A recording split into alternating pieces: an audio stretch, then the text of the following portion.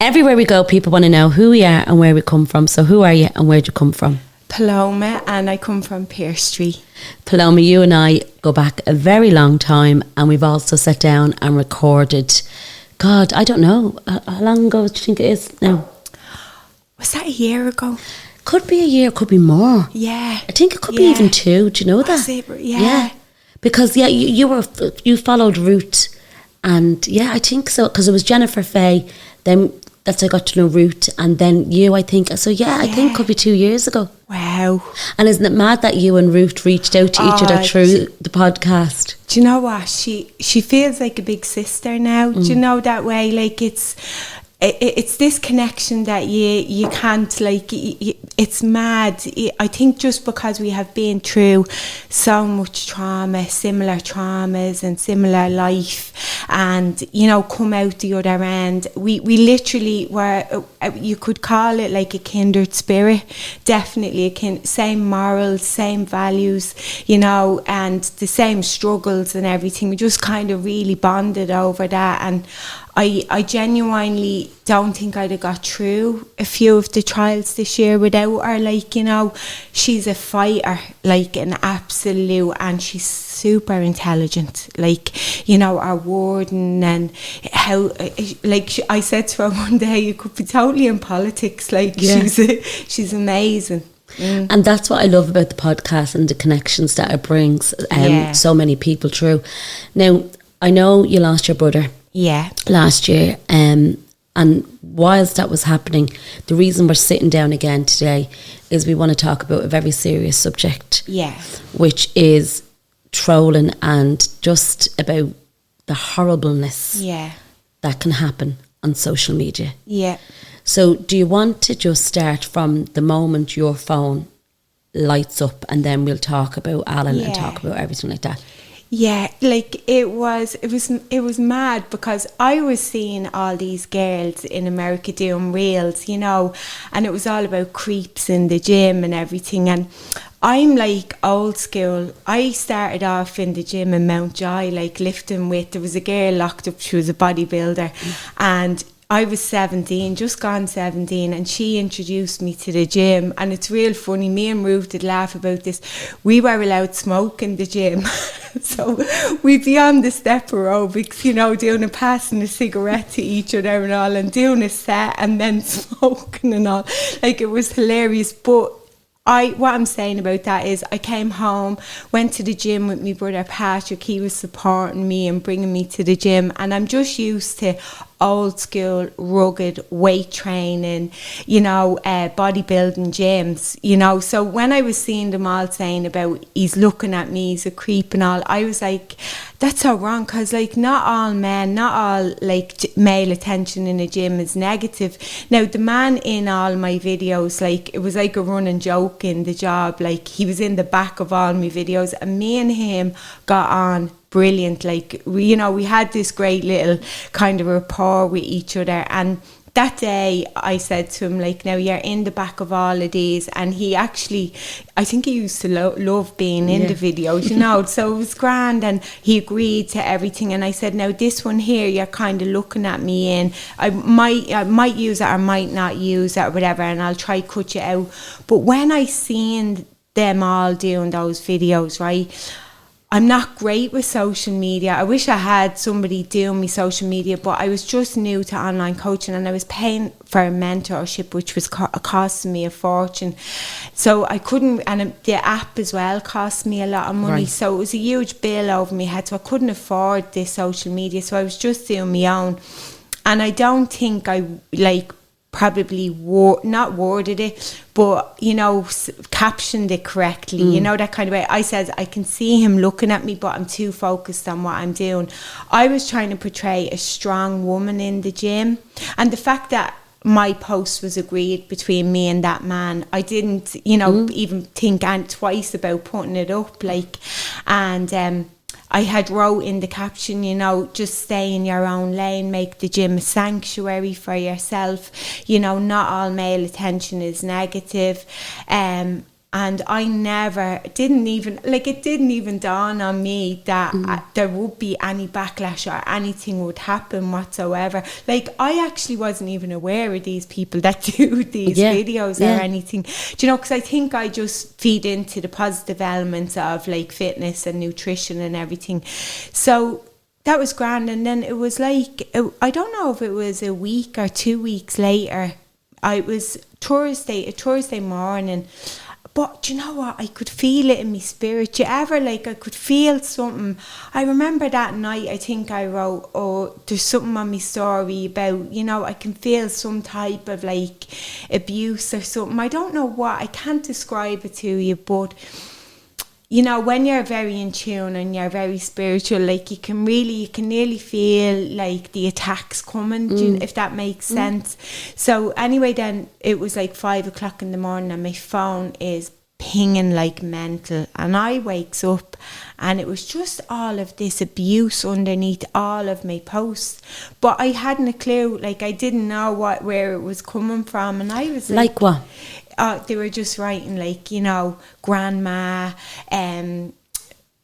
look at her fat belly, look at how old her hands are, you know, look at her lips and all. And they were putting memes of plastic. It was all about plastic. And they were writing this, he's not even looking at you, grandma, and all this kind of stuff. And I was like, what's going on? So I got dressed, went out on the dock, and I was like, I don't know whether me videos have to go viral. I was on my story saying this. I don't know whether, like, me video went viral or what's after. I could not make it out. And next of all, after talking, and as I'm talking, the trolls are coming into my stories, writing things on my stories and everything. And I was like, what is going on? And this girl sent me the video of that the man had done. And what was really weird about the video was, like, you know, he said, oh, as soon as somebody commented, she said, no, he's a really nice guy. Which I did, because I didn't want anybody, you know, shaming him, or because I wasn't shaming him. That's the bottom line, you know. And I'm like, what is this man talking about? Like, 1 minute he's saying, you know, she's narcissistic, she's shaming this poor guy and all. But it was, you could really see, like, you know, it was all for his own bravado. Like, I could see that clearly with my own eyes. But can I ask you, so it is an account in the US and Canada. Yeah. How many followers? Miami, I think it is Miami, and I think he's 7 million followers. Yeah. And he reproduced your video with him in the corner. Yeah. Slagging you off, basically. Yeah. Calling me a narcissist and saying that I was shaming the man in my video. Basically. So he literally just made his own narrative, like, just completely. Now, I was the first person, I went, oh my goodness, yeah, I understand how it looks. Do you know what I mean? But I was actually trying to do the opposite to what these girls were doing about creep. But obviously, as I said, I don't have anyone good doing me social media. Maybe they would have, like, made it better in, like, you know, the caption that they had put. But I don't know how much better you can get. I can see him looking, but I'm too focused on what I'm doing. Yeah. That was what I said. Like, so I don't understand, you know, I just don't understand it. But, like, when I reached out to your man, like, I sent him voice notes and I sent him, like, you know, the proper information and everything. Like, he didn't answer one of my texts. So going through this, it was, the trolls were in your DMs. They were commenting on all your videos. So going through your videos and commenting through. Yeah. Then it got even worse. There was death threats. Tell me all about that. So I had to shut down all the comments were all so bad. How many? Like, there was 50,000 hate comments. 50,000. Yeah. That's like, that was before we shut everything down, basically, like, you know. And so when we shut the comments down is when they went into me emails with the death threats, because I have a JOF form. Yeah. So they were, like, so chilling and so sinister, like, you know, because it was like, die bitch, you know, I was getting called white trash. I was getting called whore. I was getting called, like, I don't know if I can say some of the things, but the main thing was die bitch, you know. It was just horrific, like, you know, when you've fought your whole life, like, you've got back up. Like, I said to my sister, like, I was in, like, you know, a shooting accident, like, and that was on the Saturday, and on the Monday morning I brought James to school. Like, I'm a fighter and a survivor, and that's all I know. So people constantly telling you to die, like, you know, it's like, you know, I lived my whole life not feeling worthy. Like, my whole life was not feeling worthy, and now I have 50,000 people validating that unworthiness. Do you know what I mean? Like, it was very hard. Like, I don't care what anyone says. I am a strong Christian woman. Like, that is who I am, and, you know, I'm a child of God, and I'm, you know, saved, sanctified, and redeemed. Like, I left all my shame, guilt, and sins at the cross where Jesus died. But even with that, and with all the hope that I have, like, I don't think anybody should suffer that abuse. I really, really don't. No human being deserves to suffer that abuse. I did not commit a horrific crime, you know, to deserve that amount of abuse. It was unfathomable. Like, it really was. It blows my mind that this man across the sea does this to not only you but a lot of people. And he is calling you a narcissist. I know. Now, come here, Rebecca. I put my hands up to everything in life. Like, I am a person who has great morals. So I put my hand up. If I've done anything wrong, I will put my hands up immediately and say, yeah, I'm real honest. Like, I'm actually too honest, right? So I would be the first to say, when he did call me a narcissist, like, I've huge narcissistic traits. I didn't get through the life that I got through without cutting off at some point. You know, I was groomed at the age of 14, landed in prison at 17, like a women's prison, proper jail. Like, you know, how can you get through that if you don't cut off? I had to cut off. So I am definitely narcissistic, but I have a pure heart. That's one thing I know. I've an innocent, pure heart that never left me.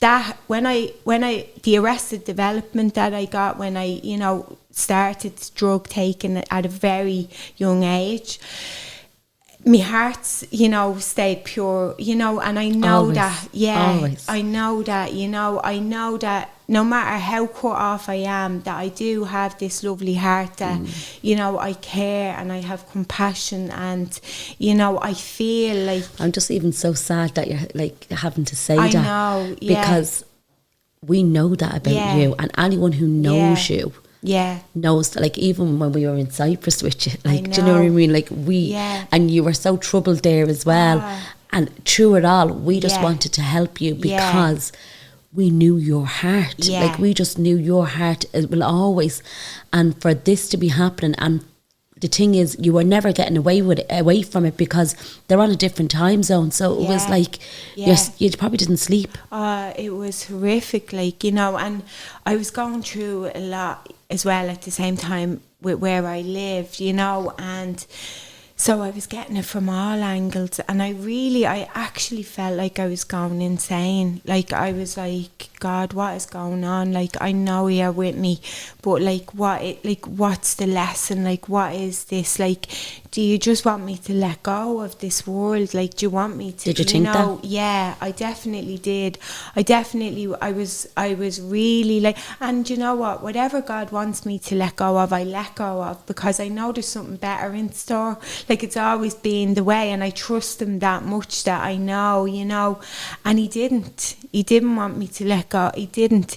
You know, I felt it was like nearly to show people, like, show your strength, like, don't, you know, show young girls that this is how you get through these type of things, because there's too much of it going on now, Rebecca. Do you know, somebody has to be a pioneer at some stage to show and talk to young girls about it. Like, I'm not an expert, but I know how it feels when it first hits.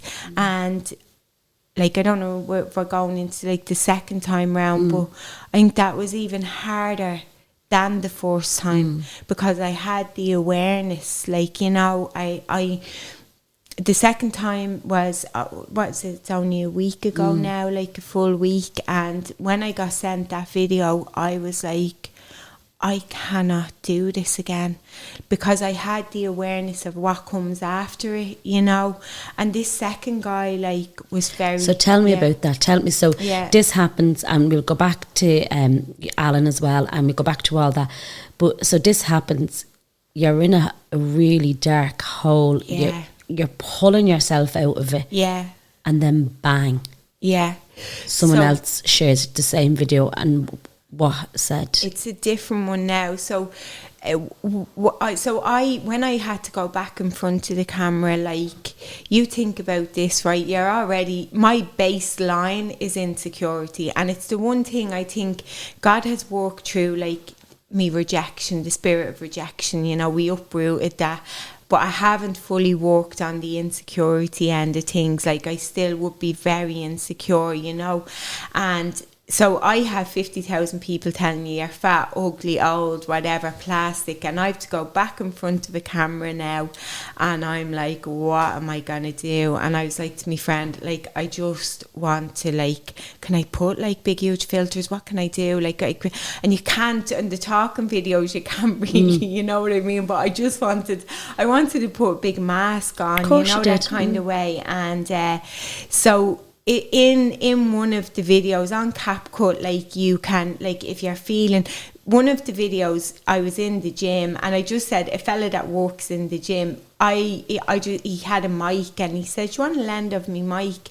And I said, would you film it? I have my own tripod, but I was like, would you film it for me? And that way we can move around with it. But obviously I was hormonal, and we got, like, a really bad angle, and I looked 3 times the size of what I was.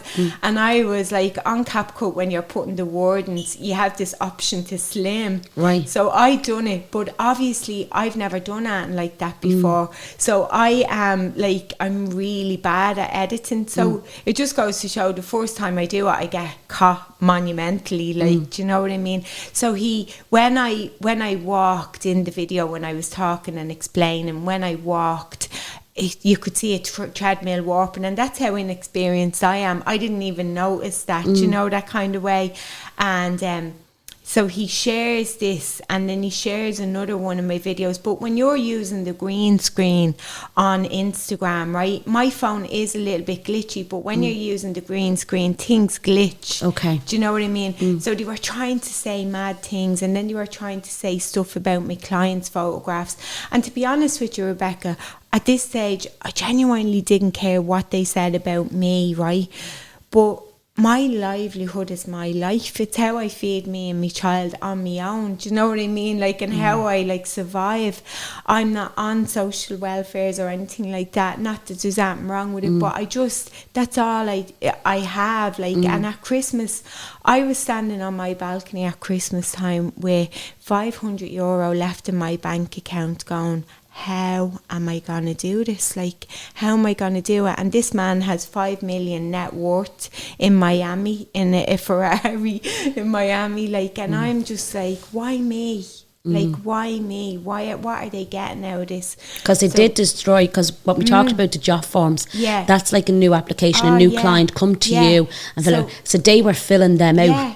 So I had to shut down business for 8 full weeks. So, like, everything that I had when I done Christmas, like, I was left with nothing, like, you know, absolutely nothing. This is what these people don't understand. Like, I think they think when you have 10,000 followers, you're bigger than you are. I live in a flattened town. Do you know what I mean? I don't drive a car. I tried to set up a business, was it 4 years ago, and I went into, I don't know how many lockdowns. I don't know how many people, you know what I mean, like, got. And then when I did set up the online coaching, you have to pay for mentorships, you have to pay for the app, and I never really got things off the ground. Do you know what I mean? I'm only surviving. Do you know what I mean? And if I wanted to use a filter because I'm hormonal, like, why is some fella all the way across the world bothered about that? They just let me explain the exercise. Like, the girls loved it. I used the foam roller to describe how to get a good position, and it was a really good video. Like, do you know what I mean? So what I was feeling, I'm not trying to fraud anybody. Yeah. I am not trying to fraud We all know anybody. that, yeah. I actually look much better in real life than I ever do on camera anyway. Do you know, that kind of a way? So, and this is the thing, is that then this guy, who was he, what video, what followers so he was really sinister, like a real sinister character. Like, he was scary, I have to say, is scary, and he keeps DMing me that he's going to feature me again and everything. Like, so I have that fear now, and God. well, I've had to just not use filters for him not to go at me again. Do you know what I mean? So he's saying what way I do my videos. Like, so tell me that's not narcissistic. Yeah. Do you know what I mean? Did you get a backlash from his video? Were you getting that again? Oh my goodness, like, it was the same thing. Me comments are off, everything's off. And yeah. And you said that when we were talking, because I got told, I think Bev reached out and said to me, Rebecca, Paloma is like really in a hole. Yeah. She's not good. Something else has happened to her. And I was like, oh my God, because I think I was like, let me look and see. And I was like, Jesus Christ, the one woman who has like the strength of the bear, like you have the strength of the Lord with you. Yeah. But I also was like, this is going to ruin, like really ruin her. She's going to be ruined. Do you know, remember I said to you before, I said if it ever starts to affect me son, that's when it's going to like really affect me. And James was like, Ma, these comments, like what? You know what I mean? And I was just like, oh no. Do you know what, Rebecca, right? You fight your way through addiction, right? And you fight your way through, like, I'm like, you know, coming from really extreme chronic addiction, right? And you come out the other side ravaged, absolutely ravaged, and you build your life back up and you get rid of the shame and you get rid of the guilt, and then you feel like, damned if I do and damned if I don't. Do you know what I mean? Am I making a show of me son even if I work and live a normal life? And so there's no, like, I can't get away from it, you know, that kind of way. I can't get away from abuse from people no matter what I do. Do you know that way? Like, I'm ridiculed regardless, like, which is really hard. Like, do you know what I mean? When all you're doing is your best. You know? Did that affect you the most, James? Yeah. Oh, totally. I always said it, like, to be honest, I can handle anything, but I don't want my child getting affected. I brought him into the world to protect him. Do you know that way? Like, and I'm the only one, like, there's no dad in the picture anymore, like, so I'm the only one that's really trying to, like, be there for him, and you know what I mean, I'm trying to show him a better way and a better life and stuff like that. And how can I do that? I feel like I'm failing at doing that if all this is going on. Do you know what I mean? Like, and did you reach out to that guy as well and ask him to stop? I sent him 2 voice notes, roaring crying, like roaring. I was actually sobbing in Eastwall, and you don't cry?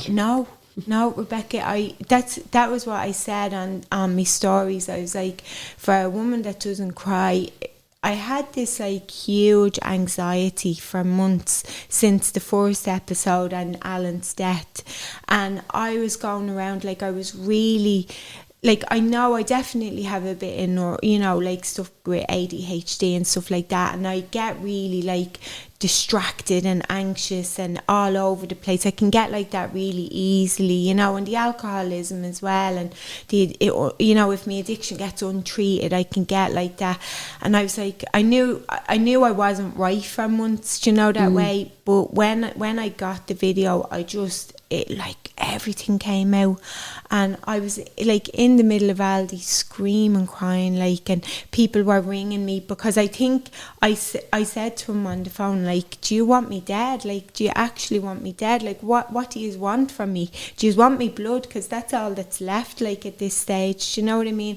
And I'm really sorry if I'm saying this, and, you know, anyone has gone through losing anybody through suicide, but I think for that split second, your whole life comes down on top of you, you know, and you know the barrage of hatred that's going to come after, because it was already coming in abundance. And I was like, I'm on my own. I feel lost. I feel like I just felt like kind of really like crucified at that stage. Do you know what I mean? Like, and I sent him that voice note, and he all he said back was, "I'm going to feature you again. I'm going to feature you again." And I was like, he is just one sadistic, sick man. You know, now a woman sent me a voice note from America, and she said like he lost his mother and father, and I said that gives me a little bit of, you know, understanding to it all. Like, it does give me a little bit of understanding, so I can pray around the situation. And I was lifting him up in prayer the other day, and you know, I did feel like, look, I know when you lose how do you do that? I know. How do you, like, because that's one thing that I find a little bit hard. Like, Yeah. you have to keep Yeah. praying for them. Yeah. But in this situation, Yeah. how do you Yeah. just not ask Do you know- God to strike them down? Oh, I do as well. Good for you. Because I couldn't pray for I them. do as well, because like, you know, there's Psalms where David is asking God to put his wrath on his enemies. Do you know what I mean? And see, I have to leave room for God's wrath. So I can't, it's not my wrath, it's his, you know. And I think the reason I give them up so easily now today is because God has you know, done the work for me so many times before, do you know, and in his way, which is always better, you know, because my way will land me back in the other place. You don't want to go back there.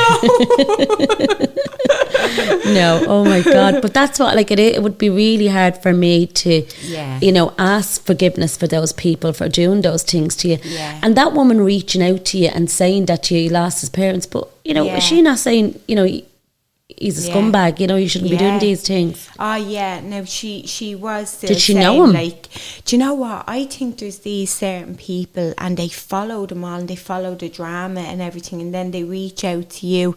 It's a really weird, dark world that you wouldn't even, your mind wouldn't stretch to it, you know, that kind of a way. And like, apparently the two of them, well, she said, this woman, she said the two of them have the same lawyer. Oh. Which, like, I find really sinister as well. Do you know that way? Like, and I know we were talking on the first episode that happened. There was an episode of the podcast, first episode of what happened to you. Well, people reached out to you from them pages as well and helped you. Yeah, like, you know, there was some of them, and you know, like, even I think they know how bad that the abuse can get. Like, this one woman, like, and she seems to kind of reach out to all the girls, because I don't think she likes what they're doing. Do you know, she's like a bit of a campaigner. She works with charities for people in America who can't get funding for rehabs and stuff. Okay. And I think the fact that I was sober really bothered her, you know. So she reached out to me, and she was actually amazing. I have to say, she was really very comforting, you know. And this time around, then she reached out to me again, like, you know. And that helped you. And like, it's mad that a stranger is trying to destroy you, and then a stranger is trying to help you. And then during all this, well, before you lost your brother. Yeah. And do you know what, Rebecca, I kept saying, because, like, you know, me and Alan lived the closest to each other, and because we had suffered with the same illness, like, you know, we had that bond, you know. And when I relapsed, or when I was really bad, like, I was always with Alan, you know, like, I would have done a lot of kind of the madness with Alan from very young, you know. And I thought I put my calmness after his death down to the fact that I thought he was safe, because I was always so worried about him, you know. Like, I always had this vision that, you know, he was going to let somebody into his apartment and they were going to kill him, you know. I always had that, you know, worrying, and I always prayed, you know. I always did ask God, would he take him, you know. In my morning prayer was always lifting him up and asking God to take him, because I knew I tried so much with trying to get him into rehab and get him into meetings, and I knew that he just wasn't hearing it. He wasn't, you know, like there was no entry there for real recovery, you know, unless he had got like hospitalised for a long time, because that's what it would have needed, because that's how sick he was. And I was really calm after he died, and I cried a little bit when his coffin went back, and that was it then. I must have just shut down.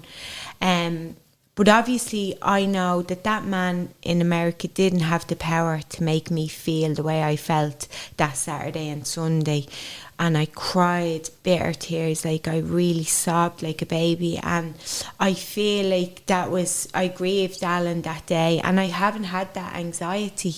So you think what was here was Alan? Yeah, it definitely was. Definitely. Can I ask you, why do you think, because I know, and if people want to go back and listen to your first episode, you nearly died at the hands of someone getting into your flat. So that's why you had the worry about Alan. Why do you think recovery works for some and doesn't work for others? Do you have any opinion on you know that? what? I feel like Sister Concilio used to grab my hand, right, because she loved me and she was so good to me, right? And she used to grab my hand and say, there's no such thing as a hopeless case, because I'd be crying and I'd be saying, why do I keep doing it? And she'd go, there's no such thing as a hopeless case. And I firmly believe there is no such thing as a hopeless case. That's my heart. I truly believe that, because you would have wrote me off, Rebecca. You would have totally wrote me off. I had eating disorders, drug addictions. I would get addicted to that cup. I like everything. I cannot do anything without getting addicted to it. And I'm here today free from all of that, which is an absolute miracle. And I truly believe if you just have one addiction, there's hope. Like there's absolute hope. But I do think there are not enough resources in Ireland, in Dublin. I don't think there's enough resources for them. You know, because I remember trying to get into rehab and nearly dying trying to get in. You know, that way. Like, but I do think if you really want it and you really want recovery, it presents itself. You know, people will come into your path. I do believe, like, if you're out there, I want to say this to people who are out there and struggling with addiction at the moment. If you're out there, right, if you make a sincere, you know, cry to God and ask Him for help, everyone will come. Because before I believed and before I knew the power of God, I used to say, God, will you please take me? Because if I'm no good to me child, you know, somebody else will mind him better. Because if I keep drinking like this and doing what I'm doing, I'm no use to him. Lord, just take me, God, take me. And He didn't. He took me to rehab instead. You know, God works in mysterious ways. And I wasn't making it into rehab. So God used an incident and got me to hospital, got me to rehab quick, and here I am today, you know. And in different situations, like when I prayed about, you know, I remember knowing that, you know, there was this want in me, you know, and I knew, like, you know, different things. Like I knew there was, you know, spirits inside of me that needed to be fixed and stuff. And God will use the very thing that's killing you to heal you, if that makes sense. Do you know, that way? So yeah, you know, you'll get hurt enough with either the substance or whatever it is, you know, with a 2-legged drink, which is the man. It will, you know, like you'll go into enough pain that you'll realise and you'll uproot that deeper issue, you know. And tell me this, because let's be very clear. You were in prison and you started your journey of education. Yeah.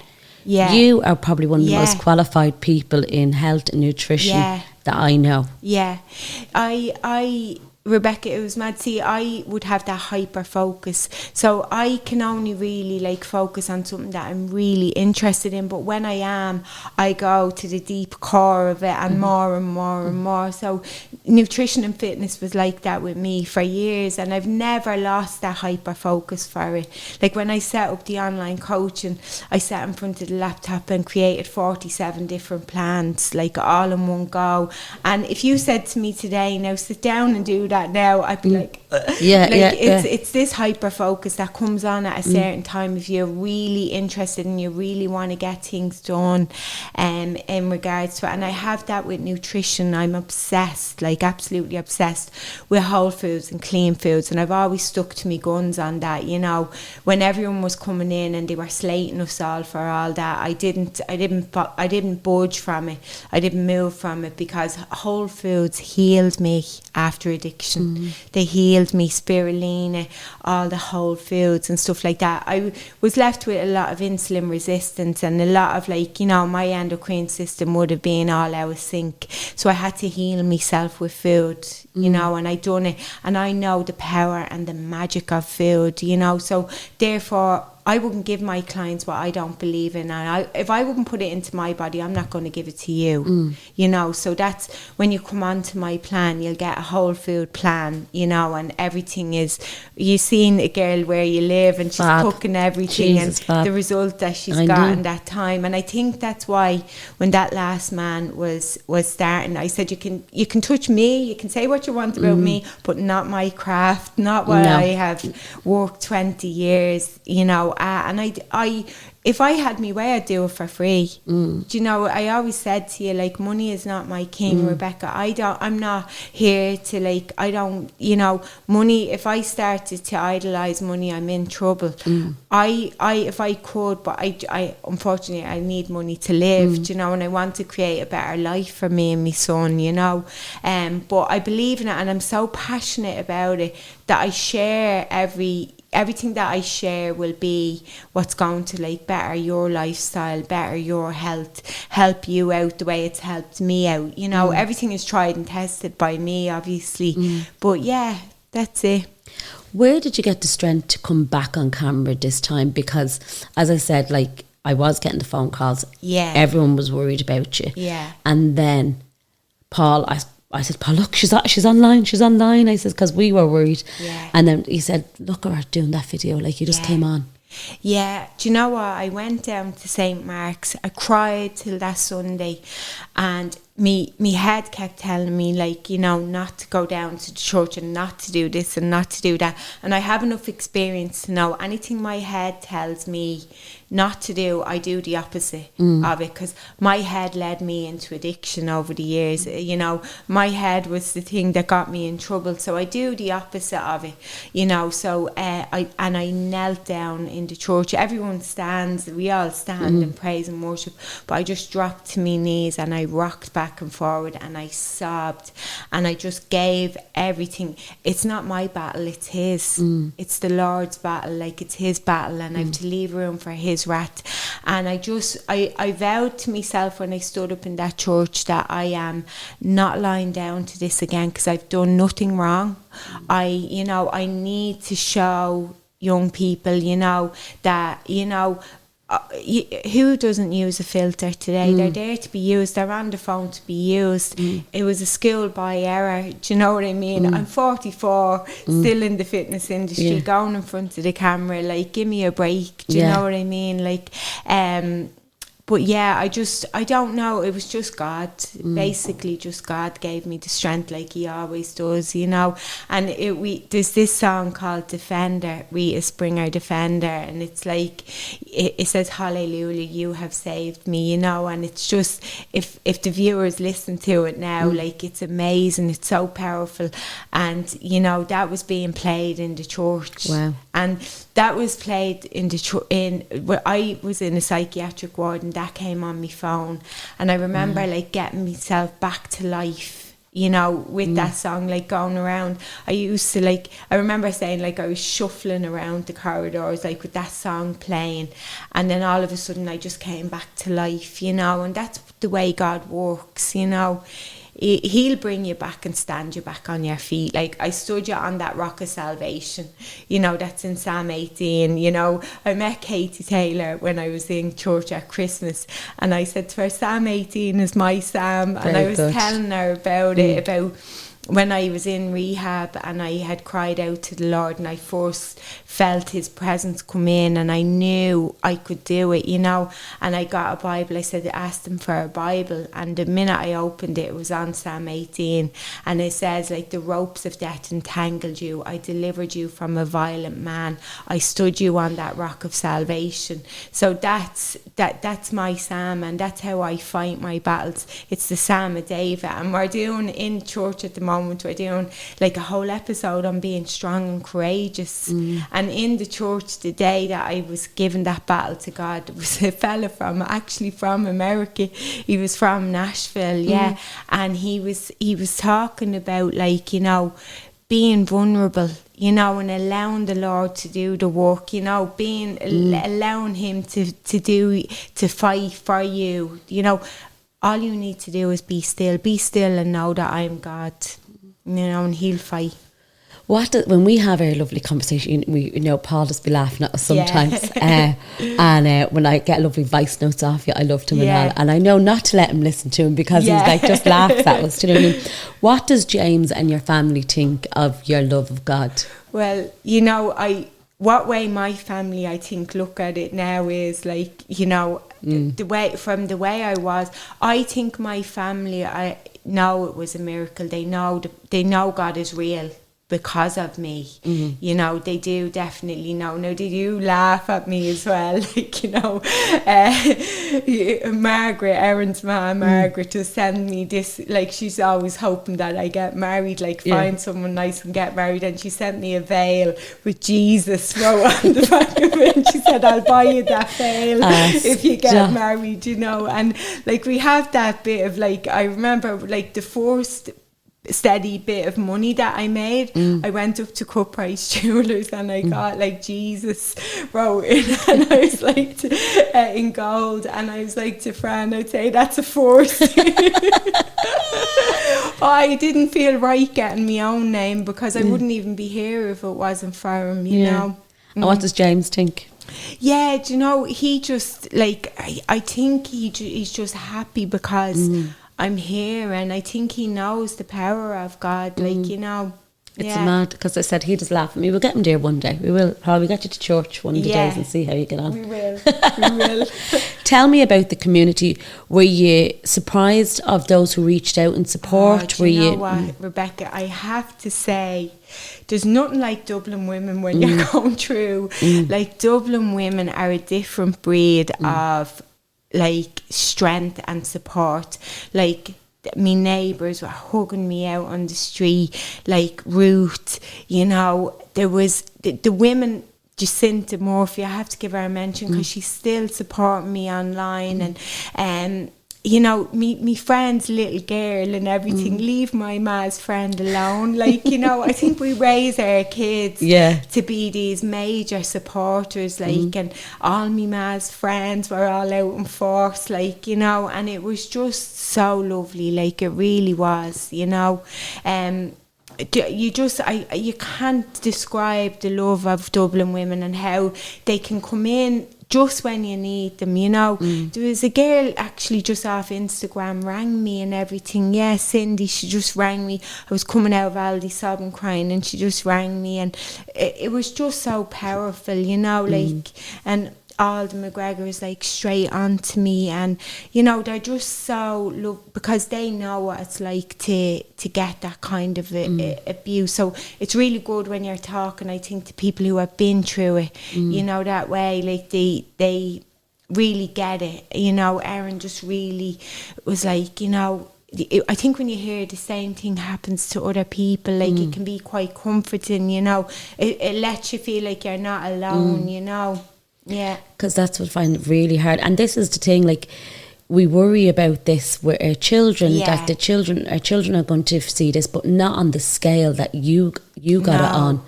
And like, nobody ever has to receive that. Yeah, because, and that's what I'm saying, like, even with the comments that were on his page from your supporters saying, you have no idea who this woman is, you have no idea the life she's lived, you have no idea what she's had to overcome. And like, you know, not all, if this was to happen to someone else, they mightn't get the support that you've had. You know what I mean? I actually wondered that. I wondered, did they notice that? Do you know that way? Like, I was hoping that they did. Do you know that kind of way? Like, and I just thought, isn't that lovely for the Irish? Do you know what I mean? Like, we're a breed of people that were born fighting. Like, I came out of the womb fighting. I don't know about you, but I was just crazy. Like, I used to sit on the end of the stairs. No one cursed in the house, and I used to sit on the end of the stairs shouting in obscenities into the sitting room. Like, I was just always fighting. So I didn't want to lie down to this, but you know, the second time round, I was like, can't do this again. But I only was able to because of my supporters. I think my supporters came in even heavier for the second time around, because they were like, no, this is not fair, you know, like whatever about the once, but this again, like, she's only getting over this, you know. And that's what I'm saying. And it's mad because it's these either sometimes faceless men, or like, you know, you don't want to be like, you know, bloody body shaming them or not, but like, it's like the state of them to do that to you. Do you know what I mean? I know, like, you know, I mean, who's holier than thou? Like, who is holier than thou? Nobody. So I don't see where you can come in. And like, I thought the second one was, and the first one as well, like, they were both really unfair, because they were trying to like mock me and ridicule me as a coach, you know, just because I don't do what everyone else does. You know, I'm not in this like, you know, generic kind of like coaching thing, you know. I just do my own thing. I'm a bit of like a maverick. I've always just done my own thing and stay in my own lane. But I attract a certain type of woman, you know, that, you know, they're not all like bodybuilding, heavy lifting, you know, kind of. I do that myself. I've just kind of like gone back into that now lately, you know, because as I got older, the lean muscle mass was decreasing, you know, due to like the drop. But like, leave us to it, like, you know. I get great results, I do a great service, like, I was praying about it, right, and I'd be robbing women of a service if I left the industry, like, you know, somebody who genuinely cares, who has answers for them about like insulin resistance, perimenopause, menopause, about, you know, nutrition, like about supplementation, like a vast knowledge of it. Like, why should I leave? Like, why should I go? They want me to go. I know they do. Like, cause that's like, I don't know if it's like AI generated, but all I was getting was, close down your page, you know, leave, you know, and all they were saying was, you know, what was it in the job form one was the die, and then, you know, close your page down, shut down your business, and, you know, all this kind of stuff. And isn't it mad that I do wonder, where did they find your page? That's, do you know what, that's like one of the 7 mysteries, because I don't follow any of them. As I said, like, I didn't even know these kind of men existed, so I did wonder, like, was it sent? Do you know what I mean? Like, it does, like, call a spade, you'd have to wonder, was that content sent to them? Do you know? It's the only way, because how would they find you? Because no offense to you, to me, or to anyone, but we're just these dot in the middle of Dublin. Like, do you know what I mean? For him to find you on that page, and then to do that to you, is just incredulous. It's absolutely incredulous, because it just beggars. But again, what you have to take that as Paul always tells me, like, what is the flattery, the form of, what's that saying? He's ignoring me on the camera here. Yeah, now. Imitation. There you go. Flattery, and it's just jealousy. So obviously, someone who knows how good you are has gone and done that. Yeah. And the thing about the fitness industry in Ireland, there's a lot of cowboys in it. Do you know, like, I would be, and you know what, I would be the first person, right? If you reached out to me and you said to me, Paloma, I don't know how to do X, Y, and Z, I would be the first one on the QT, and you will never hear, I'm so staunch, like, I've always been old school like that, you'll never hear that I helped you. I've helped countless amounts of people in the fitness industry get off the ground, get their gyms off the ground, get things done, and you'll never hear it from me, you know. So if they just reached out, don't put people down, reach out to them, because a lot of the women who are very knowledgeable in the fitness industry are very, very eager to help you, because the reason we want to help you is so that you're not passing on wrong information. Like we want to help that much that we want the industry to be a better place. Like that's the way I feel anyway. And I know, like, from being in your classes, like a lot of people came that were with other people and their bodies were ruined, or they were doing things that should never have been done.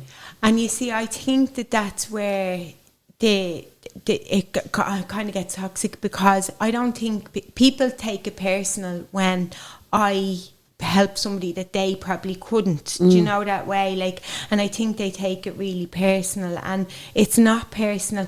It's not that you're a bad coach. It's not at all. It was just she needed something a bit more in depth with her nutrition and with the format of her training plan. That's all. It doesn't mean you're bad. It just means you're not the coach for her. That's all it means. So don't take it personal. Like, don't try and, you know, kill me because of this reason. You know what I mean? Kill me off and get me off the...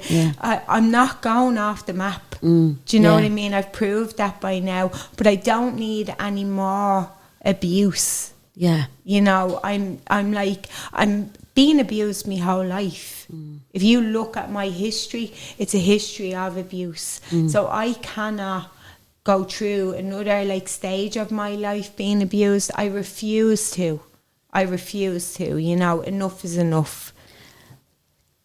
That statement is frightening the life out of me, because that is a cry for help. Yeah. You're telling people, I know, enough is enough. Yeah. You can't do this anymore if they do this again to you. Yeah. I know. Yeah. Like, imagine having to do that, you know. And that's without being like dramatic or anything, because it's real and it's serious, you know, that way. I'm so sorry that it's all had to happen. You know, I really am, because do you know what? Like, we love you. I know. We love you, and everybody who knows you, loves you. And we're so sorry that this is after happening to you, because it never should have happened to you. No. And you know, like, when you're saying that there now, like, I can't even take... Do you see the way I go when somebody shows me love? Like, I go... because I'm so damaged, like, what happens to me is, Rebecca, you see, when all that abuse comes in, I go back to that wounded child, like, who's used to being abused, and so then them intrusive thoughts come in. Like, I can go from... My intrusive thoughts are so bad that I can go from being really grateful to wanting to die. Do you know that kind of a, like... I'm not saying that, but it's that's what I battle with in my mind. That's what goes on all day. Like, if you... I remember my friend Jade sending me this, like, me and Jade are in recovery, like, and she sent me this. She goes, did you know people's minds are still? And I was like, what do you mean? She says, like, people have nothing. Like, they've no voices going on in their mind. I said, what? I said, no, nothing going on. I said, so there's no one telling them, like, they're worthless and they're not...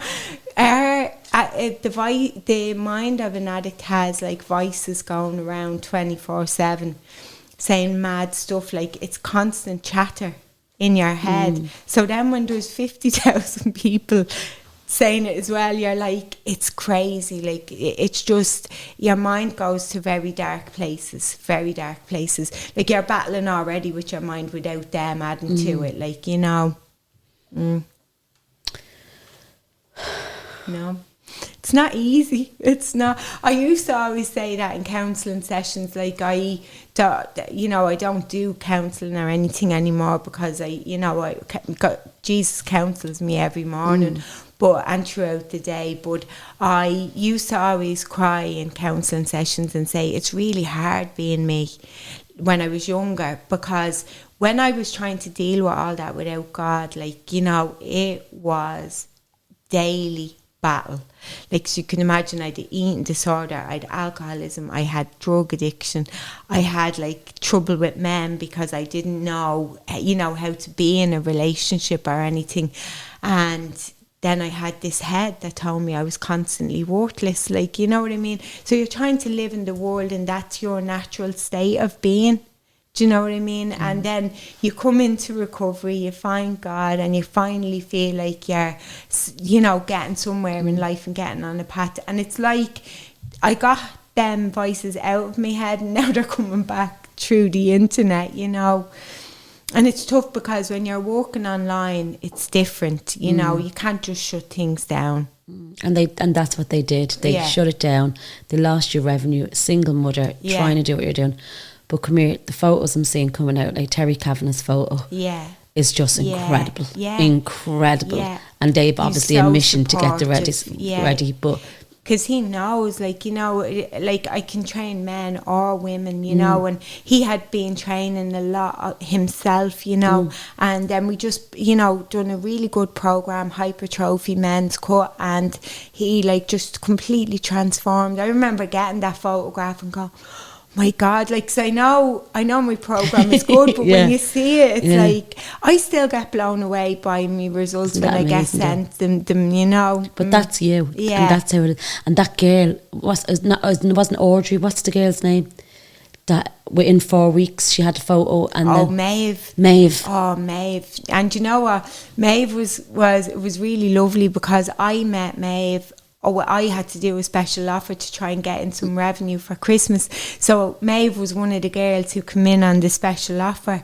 And she literally, I remember I was like really fighting to get things back in January, like to feel good about what I'd done again, you know, that way. And like every week Maeve was sending me the photo, but she was meticulous, like with everything. And I just was like, now I knew she was going to get a good result, but not like that.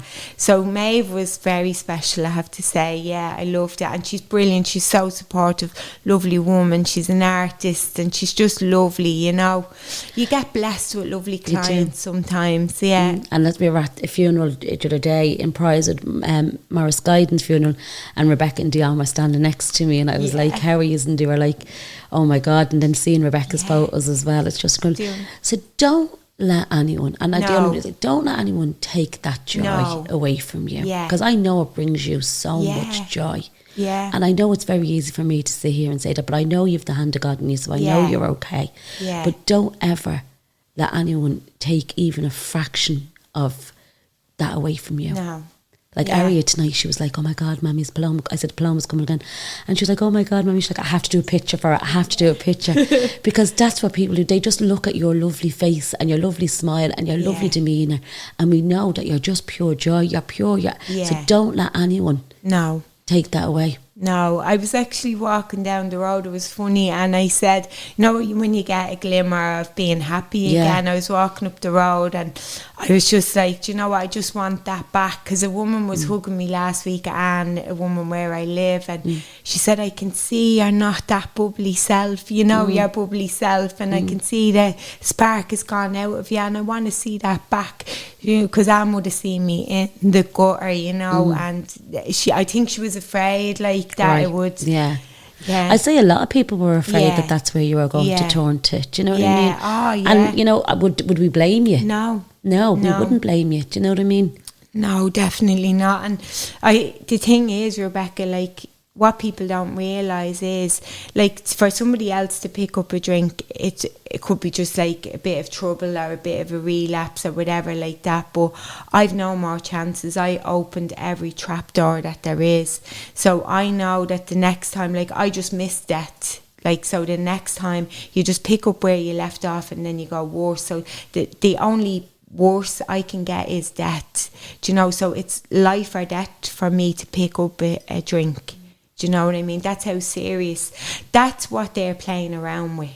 You know, that's what's there. And anyone who's in recovery knows what I'm talking about, you know.